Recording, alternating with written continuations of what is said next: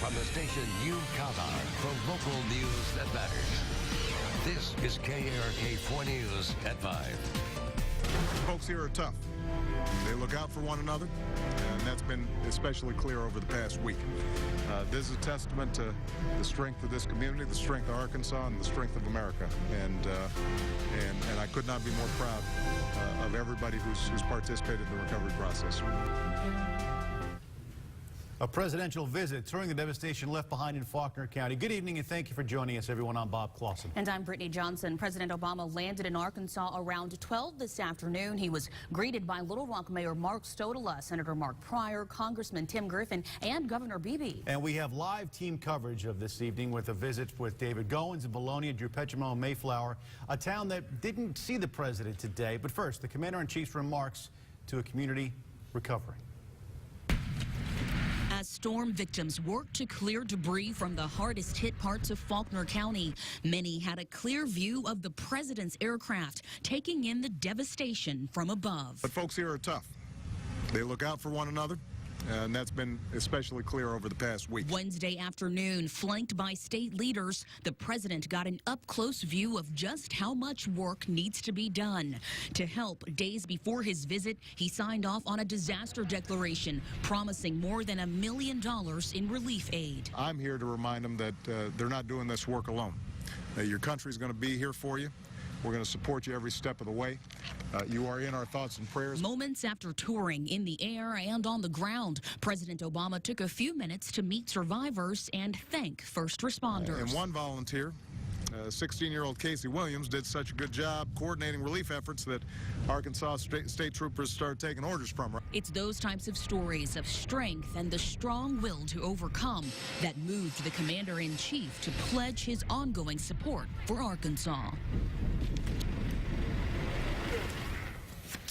The president left the area around 3 o'clock this afternoon, but not without mentioning the storm's impact on the tax base, something a lot of folks just don't see on the surface. President Obama says the government will work to help the cities and counties affected by this and help them get back on their feet.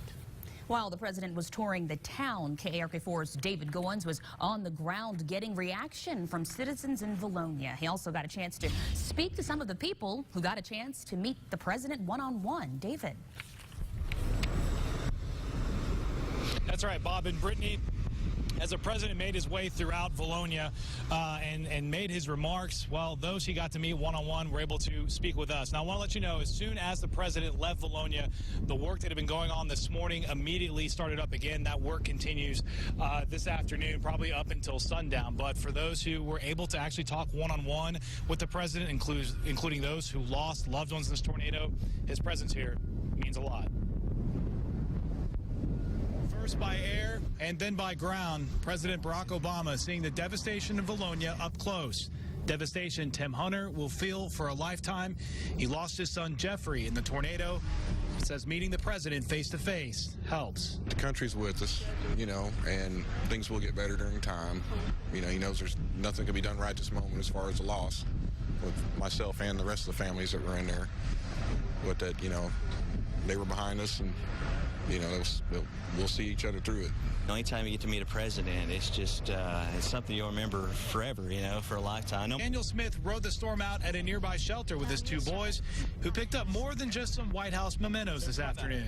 We never had a disaster like this before, so I was really glad to meet him and stuff because it meant that he cared for us. After about 30 minutes in the Parkwood Meadow subdivision and over 2 hours on the ground in Vilonia, the president's motorcade headed out. But he was very kind, very down to earth, just like anybody else. And it wasn't about any politics or anything at all. You know, he was here to show his support, and he was very genuine. And I know I probably can speak for the community, but I'm just glad he was here.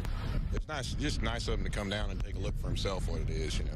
I mean, we see it, and we hear about it, and we read it on the news and whatnot, but until you actually come down and see it, you don't get the impact. And I'm hoping that's what he got today. Tim Hunter rode out this tornado with his wife and his son Jeffrey in the bathtub. All three of them essentially were thrown in the air. As we know, Jeffrey Hunter, who texted his mother saying the tornado was coming straight towards him, did not survive. His father, with a broken leg, interviewing with me today, standing but still very much shaken. For now, we're live in Vilonia. David Goins, KRK4 News. David, thank you very much. One town that was not on the agenda for the president. Several homes in Mayflower were leveled by the tornado. Some are saying they certainly would have loved to have seen the president stop by, but that didn't happen, although President Obama did fly over the town to view the damage. KRK4's Drew Petromo joining us now live in Mayflower with reaction from local folks there. Hey, Drew.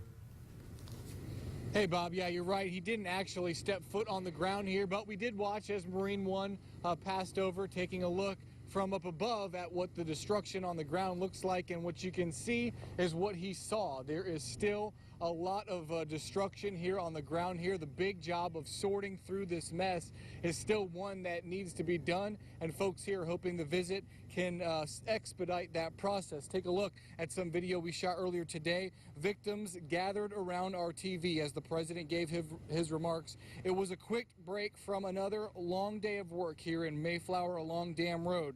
Heavy machinery worked to load up the big pieces of trees and construction debris, while a slew of workers worked to pick up the small stuff. Now, when it was time for the president to give his remarks, one person that was watching was Josh Hunt. His family lost multiple homes here along Dam Road. I'm glad he came. Glad he got to see it for himself instead of going by secondhand reports. He did fly over here, so he did see it. He knows what we're doing. So as long as he'll keep the help coming, I'm glad he was here.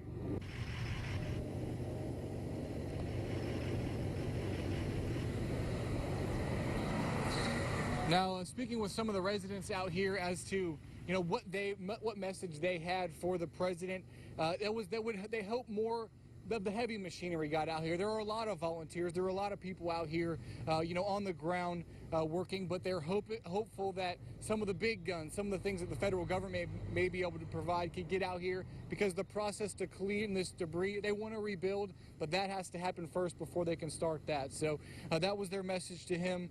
We'll send it back to you guys in the studio. Drew, thank you very much. And the tweets were pouring in during the presidential visit. Here's a selfie photo of the president and a worker from Conway Regional Hospital, the place that treated many of the storm victims.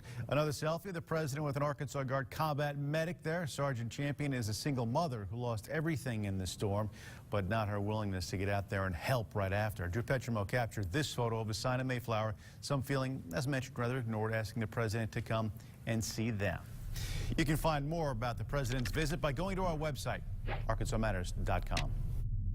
We've seen throughout this entire time how God has used this story and used these kids to change a whole lot of lives. Wow, such a strong impact all over here. An emotional day in North Little Rock as two Vilonia tornado survivors said their final goodbyes to their little boys. KRK4's Hillary Hunt joined hundreds as they said goodbye to the Smith boys. She's joining us now with more on their story. Hillary? Well, it was definitely emotional. After more than a week, Vilonia parents April and Daniel Smith were finally released from the hospital and able to lay their two young sons to rest. The Smith boys were two of the three youngest victims who died in the deadly tornadoes. And although it was a sad day, those closest to the family say the boys' story will live on and change lives.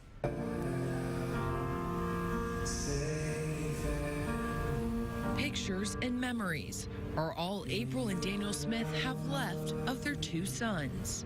The boys were special. They were brothers, loved each other, polar opposites. 8-year-old Cameron and 7-year-old Tyler lost their lives when a tornado leveled their Vilonia home. Their parents survived, but suffered serious injuries. The two were joined by family and friends as they said their final goodbyes. It's the funeral, it's a time for healing for the family, but it's also a time for us to tell a story and for people to begin to understand that God has a much bigger picture, a much bigger story than a storm. A story grounded in faith and keeping the Smith family together during this hard time. We've seen throughout this entire time how God has used this story and used these kids to change a whole lot of lives. And that story filled with memories shared by family and friends, memories that will live on for a lifetime. Now the boy's mother, April, plans on sharing her story of what happened that tragic day when she has fully recovered. Brittany? Thank you very much, Hillary. Several victims of the storm also buried earlier this week. In total, 16 lives were lost in the April 27th tornado. A teenagers' effort to organize volunteers in Faulkner County gets recognition from the president today. What led up to this presidential selfie? And you might have felt it out there today. Moisture, humidity starting to increase across Arkansas, all ahead of a cold front, but 85 degrees the high temperature this afternoon. Might have felt a little bit more humid and more sticky than that. 66 was our very mild overnight low. We do have a chance of severe weather and also potentially heavy rainfall. We'll outline the risks and how long they'll stick around in just a couple minutes. This is KARK 4 News at 5 in high definition with Bob Clausen, Ashley Katz, Chief Meteorologist Keith Monahan. You're watching KARK 4 News, telling the stories that matter to Arkansas for 60 years.